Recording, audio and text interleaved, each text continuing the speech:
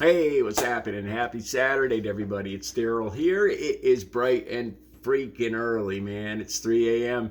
here in Connecticut on the East Coast. Okay, I came across this news story about the sentencing of a man, the one man that was caught and arrested for stealing the Jackie Robinson statue and destroying it in Wichita, Kansas. And I see the story, and I have 17 and a half years clean and sober. I was a full-blown addict for 2 decades of my life. As soon as I saw the story, I got a feeling I know what happened to this statue. I dealt with stuff like this back in my addiction. And I was going to come out here and plead for leniency for the one man he's going to be sentenced for this. He's looking at 19 years. 19 years for stealing and destroying a statue. And I was going to come out here and plead for leniency. I was going to come out here and say, "Oh, it's crazy. There's a lot of people that destroy people, that kill people, and don't get 19 years. And this guy stole and destroyed a statue, and he's going to get 19 years." And I was going to come out here and plead for leniency for him, but I kind of changed my mind. All right, let me fill you in. Like I said, I was in hardcore addiction. I was a full-blown heroin and crack cocaine addict for 2 decades of my life. And I don't say that in any kind of way that's proud. The thing that I'm proud of is I've been clean and sober since October 23rd of 2006. And as soon as I saw this story, I got the feeling. I saw the picture of the guy, and it was a flashback to when I was using. The people that the associates, the people that I associated with, I knew exactly what this was about. It was about scrap metal. Right off the bat, I was like, this isn't about race. This isn't a racial thing. This is about the scrap metal. And, I was going to come out here and plead for leniency, because I was going to say, this guy was looking at that. He wasn't looking at, he's in addiction, in the disease of addiction. He needs help. That's what I was going to come out here and say. And he was looking at this like it was nothing more than like a aluminum ladder, or the gutters on a building, the aluminum gutters, which I saw people steal back in my addiction. This was a big thing, scrapping metal to get money to buy drugs. Back when I was using, people would, this was a common thing. With me, it wasn't really my thing. My thing was I was more a manipulator. I was a person that would beg and borrow money, making up excuses and reasons for people to give me money, which I think I'm even more ashamed of because of the manipulation that I used to employ. And like I said, I was going to come out here. So this Jackie Robinson statue was stolen, and he was caught on video. Him and a few other people, and the other people haven't been caught. And when I read this, I saw the picture of him, and like I said, right off the bat, it reminded me of people that I used to hang out with. And I was going to come out here and tell you guys, that he needs help for addiction, and I changed my mind. So Ricky Alderete, 45 years old, he's charged in February with felony theft valued at over $25,000, aggravated criminal damage to property, identity theft, and making false information. He will be formally sentenced on July 1st after pleading guilty to aggravated burglary, aggravated criminal damage to property, interference with law enforcement, criminal damage to property, theft, making a false writing, and identity theft. All right, so I looked at this and I was like, they're just piling these charges on. It appeared to me he's just a fall guy. He's a scapegoat. People are so angry that the Jackie Robinson statue was stolen and destroyed, which is even worse. And they're taking it out on this guy who is in the throes of the disease of addiction.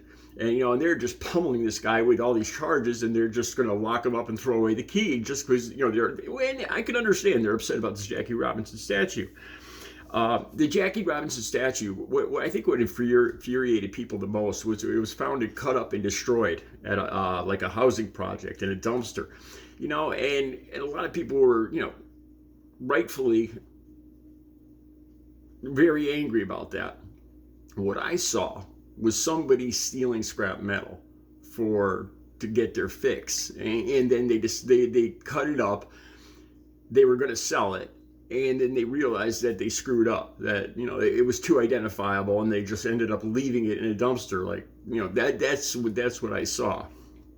And then everything kind of changed when I saw, the links for this will be down below. I saw another report that the week before he committed this crime, he was arrested for kidnapping and aggravated burglary. And that just started to change my whole mindset, because then it reminded me of the real people that I used to hang out with. It wasn't just one crime. A lot of these people just would not stop. They did not want help. You can't force help on somebody.